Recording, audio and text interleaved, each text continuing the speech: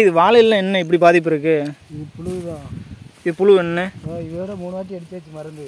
3 வாட்டி மருந்து அடிச்சிட்டீங்க? 3 வாட்டி அடிச்சாச்சு. 3 வாட்டி அடிச்சும் திருப்பியும் புழு விழுந்துகிட்டே தான் இருக்குது. மாதத்துக்கு ஒரு வாட்டி மருந்து அடிச்சுட்டே இருக்கும் போல இருக்குது. வாழையில் என்ன இது எந்த புழுன்னு விழுது? இது குருத்துப்பூச்சி புழு. குருத்துப்பூச்சி புழு. அந்த அந்த வாழையில் என்ன இப்படி மோசமாக இருக்குது? எல்லாமே புழு தான். அது இருந்தால் இதுக்கு கீழே உள்ளதுக்கு மருந்து அடிச்சு இதாச்சு. இப்போ திருப்பி மருந்து அடிச்சு அடுத்த ஸ்டேஜ் மருந்து அடிச்சு எல்லா உள்ளதான் உள்ளே இருக்கும். விரிஞ்ச உடனே இந்த மாதிரி உங்களுக்கு தெரியும். விரிஞ்ச உடனே இந்த மாதிரி தெரியும்ண்ணே.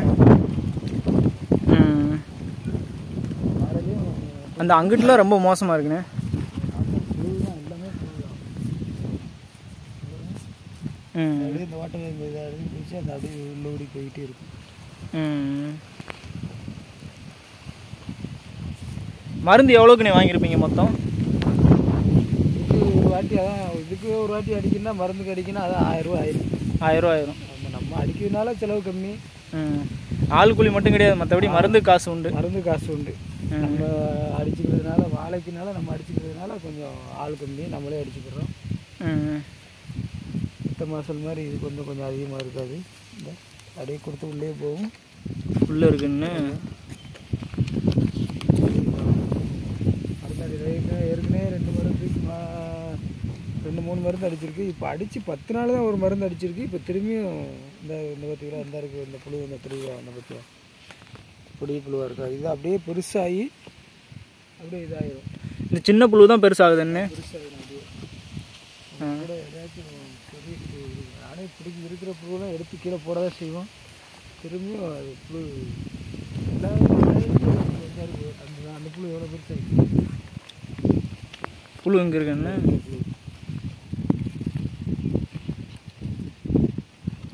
இந்த புழு தான் அப்படியே சாப்பிடுதுன்னு.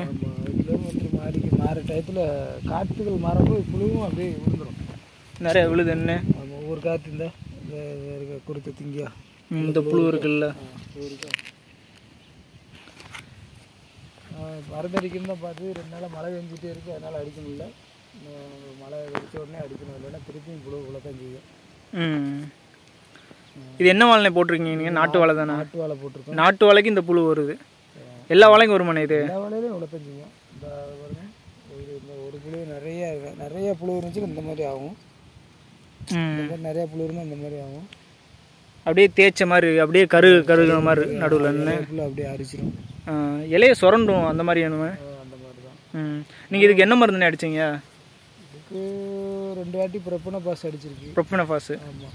சரிண்ணே. நான் அடிக்கிறது வந்து இன்னும் டோஸ் கூட்டினது தான் அடிக்க முடியும். அடித்து மாறி விழுந்துட்டு தான் இருக்குது.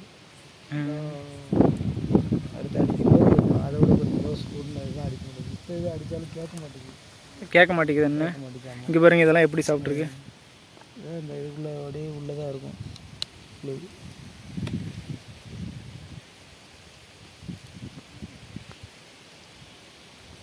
அப்படியே உள்ளே போகுது. அப்பொழுது பார்த்தீங்களா?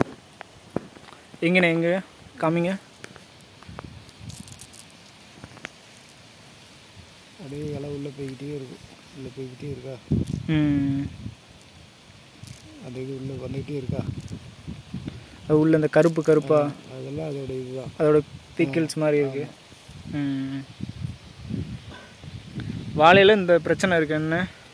பூச்சி எல்லாமே ஆல்ரெடி விழாமல் இருந்துச்சு. இப்போ வந்து எல்லா வேலையும் இப்போ விழ ஆரம்பிச்சு. அவர் நோய்களின் எண்ணிக்கை வந்து அதிகமாகிக்கிட்டே இருக்கு.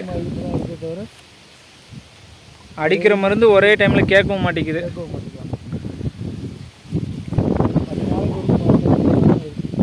10 நாளைக்கு ஒரு தடவை. காற்று மாற உங்களுக்கு மருந்து அடிச்சுட்டே தான் இருக்குது.